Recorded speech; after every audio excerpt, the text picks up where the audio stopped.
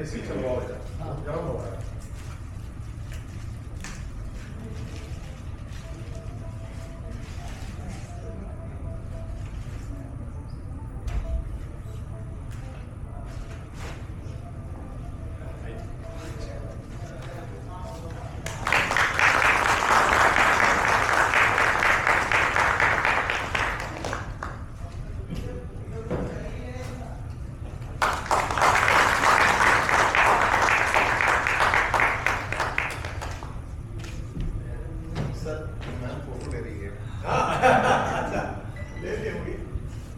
Can I request our treasurer, Sunashis Mitra sir, to felicitate our chairman?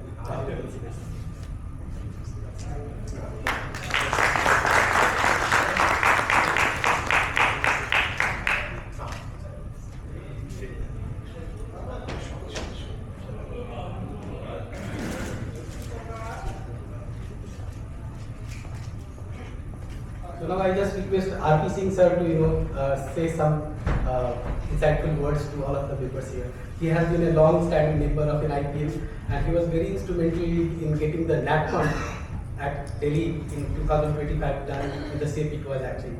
So here R.P. Singh sir. Thank you, Arvind. Thank you, Mr. Sinha, Chairman. Thank you, my senior colleagues here, past chairman, and distinguished members all sitting here. It is indeed a matter of proud privilege for me to be invited here as a guest of honor and to speak about NIPM a few words. In fact, I became member of NIPM when it was IIPM. Way back in 1978. Then it was known as Indian Institute of Personnel Management, and that was set up in 1948. And 1980, two organizations were merged, NIPM and NILM, and this NIPM was rebranded. But I will be failing in my duty if I don't talk about the previous organization also, because they had done a similar work. As a student, way back in 1974-73, when we were studying in the personnel management, the teachers would advise us names of books like Dale Yoder and Peter Drucker and all that, and we would buy those books and we would not understand anything out of it. By the way, I have studied in a Hindi medium school, so for me it was especially difficult. So then someone said that there is a book published by IIPM, which was known as Personnel Management in India. That was published in 1961. And I bought that book. It was so simple, so practical, that I still have a copy of it. So this is about the past. Of course, NIPM has done a lot of work. Slowly the organization has aged, and the advantages and disadvantages of age start telling upon an organization. But I'm really very happy that the present body, led by Mr. Sinha and piloted by Arvind and his team, they have done a seminal work in reviving an IPM and bringing about several changes in it, as he already has shared. National conference, to my credit, I have conducted two. One was in 2011, and then the other one was conducted in 2025. So, as they say, that you have the past experience, you should now organize this one also. So, I was assisting them, of course, not that much, but whatever possible I have done it. But now I find that a lot needs to be changed. We cannot only decide about who should become member. We also have to decide what value additions we are going to make. And in today's world of AI, social media, youngsters would not be attracted towards an organization which is not on social media, which is not on LinkedIn, which is not on various other platforms.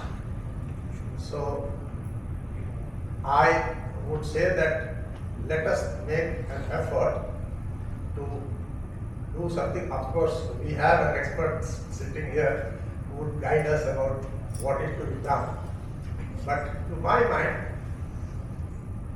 we have to be realistic.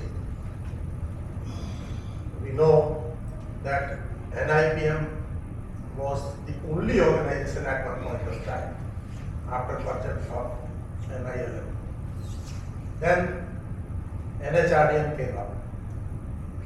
Then the international body of SHRM has set its foot in India. And SHRM has a lot of money. So we have to compete with them.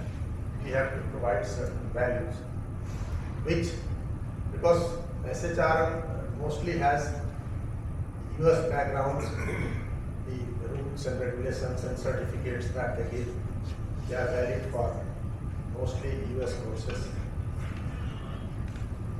So I would urge that we should now think about creating a niche for ourselves, and we should create a LinkedIn.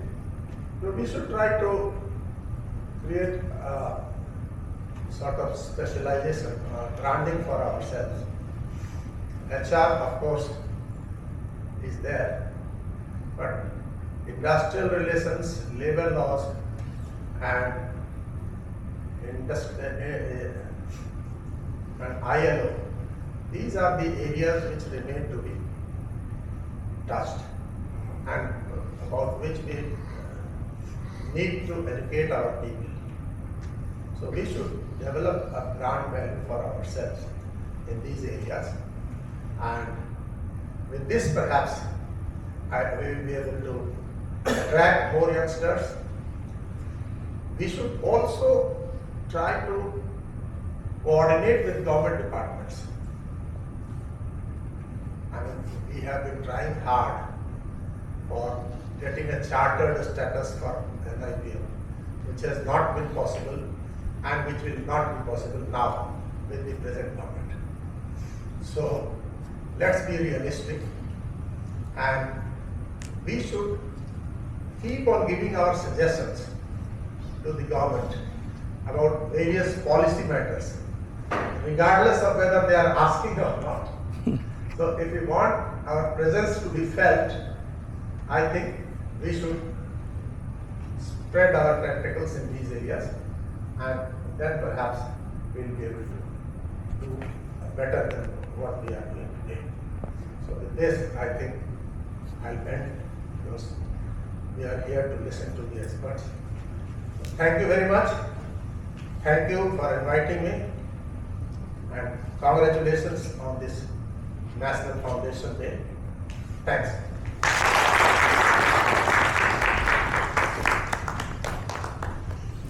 Thank you, sir, for your insightful words. I really appreciate, that you brought in that value is going to be very important than when we are going to set up a brand. And in the current context of AI, digital presence is very important if you actually wish to create a brand. So two things: one, creating a digital brand, and digital brand, also supported with values. Because if we do not have values, we will not be able to create credibility. So going forward, we have two sessions. The first session is going to be on finance, mantra of financial freedom, and the second session we will have a session on Vipassana. So going forward with the session 1, can I request our speaker and I will request Vijay Prasad sir to felicitate me with a shawl and